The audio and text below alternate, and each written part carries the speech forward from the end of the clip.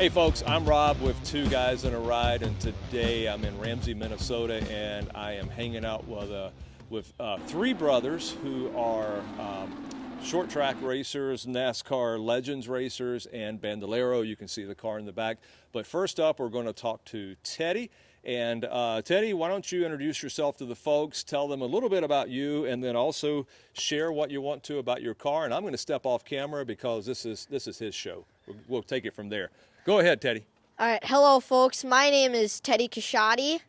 I am 14 years old. I have been racing for 9 years, and this is my Legend race car. Okay, you are 14 years old and you've been racing for 9 years. So even my basic math tells me you were really young when you started racing. So what were you racing this car at that time, or what was your first thing that you raced? So I was 5 years old when I started racing, and I actually started racing a dirt oval go-kart.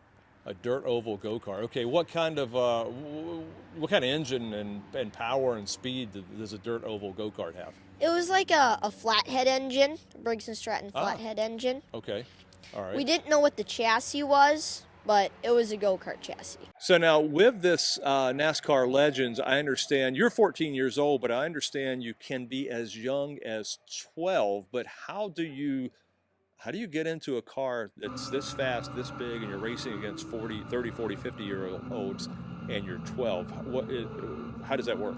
So when you want to get into these, at least by the INEX dealer, which is someone around the country who is actually a dealer for INEX, the sanctioning body, or actually the actual sanctioning body, you have to ask them how many years have you been racing, what's your experience background.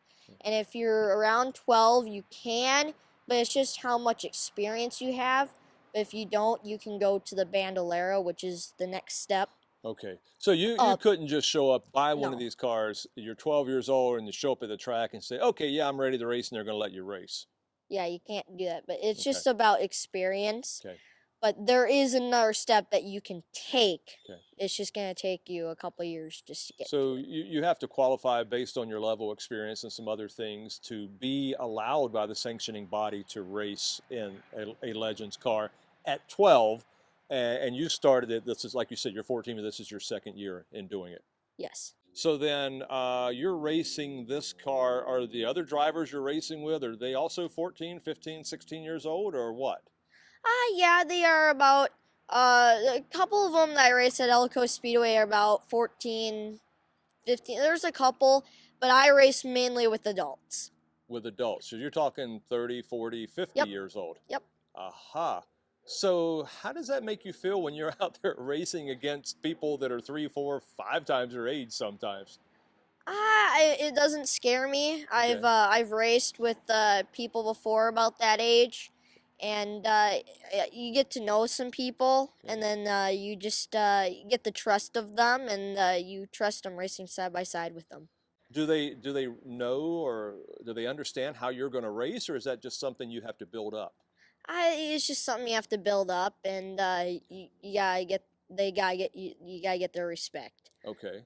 So tell me some of the differences between this and your overall, just anything you want to tell me about the differences of racing this car versus a dirt track go-kart.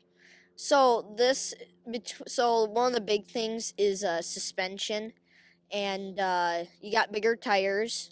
And a go-kart, you don't really have suspension, you don't have springs. And this, you actually have to shift, so it is a manual. Okay. And this is powered by? A Yamaha motorcycle engine 1250. Okay, so you're getting some pretty good speed and some pretty good lap times. What kind of lap time are you turning at Elko? Around a 15.9, 15.8. Wow, okay. And so to win one of the Legends, what are they turning? 15.6, 15.5, or? Between like a 15.8 to a 15.6, between there. So you're right up there in it. Now, what is your record? Mine is actually a 15.7, 5.6. So okay. Wow. it's right up there with the big dog. So yeah, we're right about there. Where are some of the other tracks that you've raced? So we've went to Wisconsin, so like Dells, and then right by Milwaukee, Wisconsin. There is a track called Slinger there, and there's one just a little bit north in Wisconsin called Golden Sands. It's in Plover, and then we actually went down to Cedar Rapids, Iowa. So what's your favorite? Is it more of the oval, the high bank, or the road track, the road course? It's probably the high banked oval. Okay. And more speed or just more exhilarating, or what is it about that? You get more speed. You can carry more throttle into it. You can carry more speed. The banking's gonna hold you down, Okay. and you're gonna have to use less brake. So tell us a little bit more about your car. Why don't you take us for a tour of it and show us the things that are just interesting to you or things that you want to share with our viewers? So, right here, we'll say about right here under the car in the cockpit is about our gas pedal. And then right between here, there are two brake pedals. Now, the reason why is that if because there's a clutch right here and you have to use the clutch, you can put your foot that you use the gas right over here rather than moving your feet around and get all tangled up. So it helps to use the clutch. So there's like a type of brake that you can use for the clutch, but it's the same brake, and then you can use that clutch foot for the brake when you are actually racing. So it makes your life a lot more easier. Okay, so how many gears does this have? 5-speed. It is a 5-speed. Okay. Wow.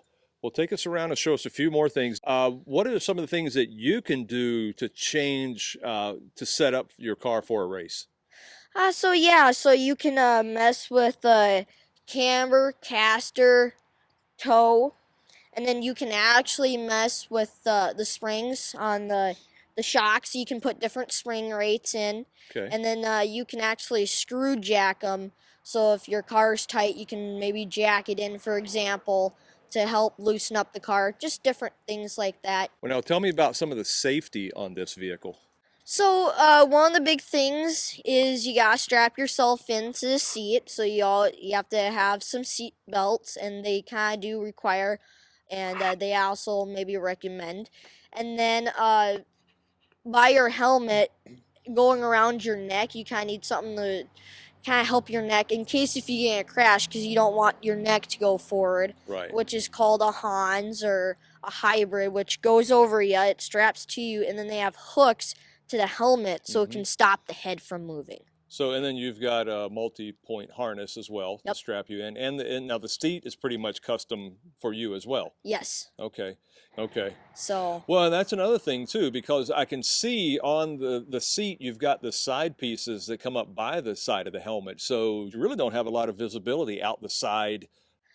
yeah, and then that's where the mirrors come into play, and that's how my mirrors can help me. Okay. And but yeah, you can't really see. I mean, you can see maybe over those rests, but you Right. can't really see right off the point over those And it's rests. not like turning your head to look out the right side or the left side Yeah, behind you, it's because not there's none of really. that going to happen.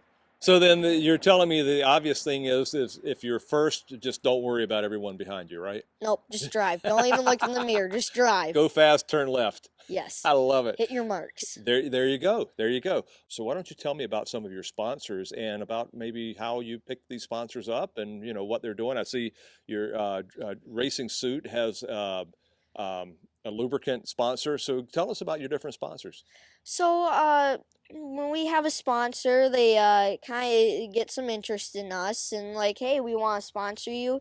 And we try to take care of our sponsors a lot. And even if, like, say for example, this Jerry's Abra Auto Body and Glass, they are kind of like an Abra, so they work on glass for cars and stuff. And we try to help them out as much as we can. Try to give them support, and it's really nice if you can take care of your sponsors.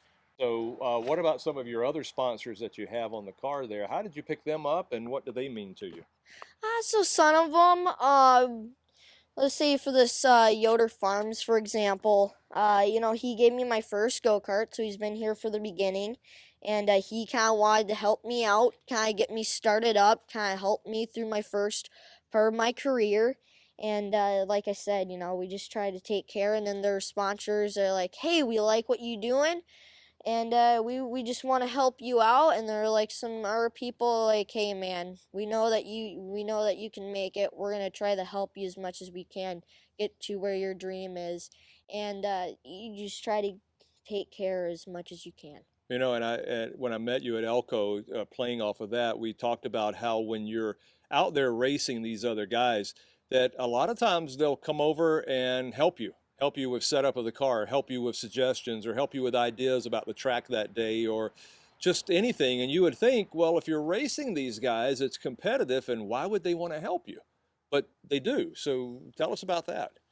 Yeah, so, we're in a racing community. We're all a big family, and we like to help each other out. And I don't want to be like a cherry picker, just cherry picking on anybody, winning every race. I want to be learning, and Jeff Gordon said he didn't want to be teaching, he wanted to be learning. So when you help people, you make them better, and then you get better from them. You learn from something that they were doing better than you, and then they'll learn off of you. So you're kind of sharpening each other. So, you've been doing this since you were 5, and now you're doing Legends. What's next? Well, I really want to get to NASCAR, and probably the next step is a late model, but I don't know if my mom and dad could get to that level because I have two other brothers kind of going for the same dream. But if there's anybody out there that wants to help me out, please do. I really want to get to a late model, and I really want to get to NASCAR, but it's probably going to be a late model. Okay. Well, then, in order for folks to follow you or to find out more about you, where can they find you on social media? So on Facebook and on Twitter, you can go to 7K Racing. So that's a 7, a K, and then racing. Okay. And you have Instagram as well. Yes. Okay. So 7K Racing. And for any sponsors out there, they can reach you that way as well? Yes, sir. Okay. That's fantastic. Um, so you want to go to NASCAR one day. So you're in Minnesota. So what would you consider your home track to be if that were the case? If I was racing NASCAR, it'd probably be Iowa Speedway for Okay. my home track. Okay, gotcha. Makes sense. And I asked you a little bit earlier, I'll ask you again. Short track, what would be your dream NASCAR short track to race on? Bristol Motor Speedway. And super speedway? Daytona. Daytona. All right, the granddaddy. So you think you'd want to stay with NASCAR? You're not interested in maybe doing Formula One or something like that. You're more into the NASCAR type of racing, or I am interested in other things else, but I think just where I am right now, NASCAR is just kind of like the base. okay. And if I am really get NASCAR and I achieve what I want to achieve, maybe I would love to go do something else. I'd love to go. I'd love to win everything big hmm and be really good at everything I can get into. So, anything else you want us to know about your car, your career, where you want to go? Any of that you want to share with us? Well, I can share one of my favorite memories. Okay, please. It's kind of a big deal to me. We're still doing go-kart racing, and it was my last year, and we said let's go down to the Carolinas for a weekend on the 4th of July, and let's go get our butts kicked by the best of the best. So we went down to Liberty, North Carolina, and we arrive at the track, and everybody's like, this track. It's interesting. It's gonna get really interesting, especially last couple laps. It will get interesting. And we started outside pole of the first feature, and I led every lap, and I won. And I was so happy that I didn't go to victory lane on the front straight. I just pulled right off. But the really special moment is I was one of two Midwest drivers to win from the South, and that is very, very, very rare in go-kart racing. So that's probably one of my favorite memories. Okay, so on the way too, you've told me you've actually met a couple of NASCAR drivers or famous drivers from different walks of life. So who are some of the drivers you've met? Met Richard Petty, Kyle Petty. I met Sterling Marlin. I've met Dale Earnhardt Jr. I met Tony Stewart. Some of the NASCAR drivers I respect are like Lee Petty or Cale Yarborough or some of the older greats like Junior Johnson or Ralph Earnhardt, some of the old time guys. Do you see yourself as having a particular style like any previous NASCAR driver? Do you emulate? Is there any particular one that you look to emulate their style? Probably the one, well, there's a couple. One of them is Alan Kowicki, Okay. and he was in Wisconsin, Yeah. and he said, you know, once he won a race or was good at something, he always moved up to the next level. And another one is Dick Trickle. He could run someone else's car and make a couple adjustments to go sit on the pole, do this, do that to the car, and then go out and be fast time. Yeah. And I got to think, Teddy, you're going to get to that point because you're always improving. You're always getting big and better and faster.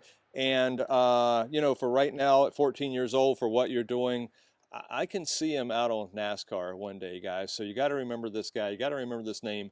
Well, we're excited for you, Teddy. And I want to say thank you for sharing your time with us. Thank you for sharing your car and your story. And folks, you got to keep watching this guy because he's going to get there one day. And I'm going to be pleasantly happy and surprised because I'm going to get to say I knew him when. So thanks for watching.